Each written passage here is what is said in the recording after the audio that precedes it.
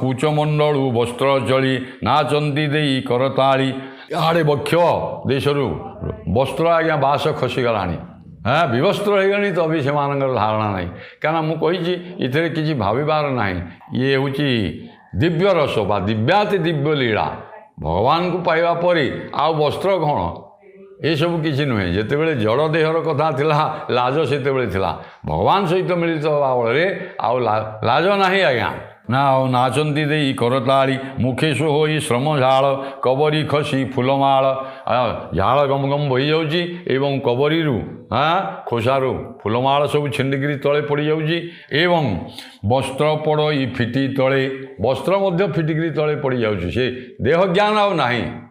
ଭାଇ ମୁଁ କହିଲି ଦେହ ଜ୍ଞାନ କେବଳ ଭଗବାନ ଶ୍ରୀକୃଷ୍ଣଙ୍କର ସହିତ ତାଙ୍କର ମିଳିତ ଦିବ୍ୟାତି ଦିବ୍ୟ ଲୀଳା। ଏଣୁ କୋଟି ମେଖଳା ଅସମ୍ଭାଳି ବିଜୁ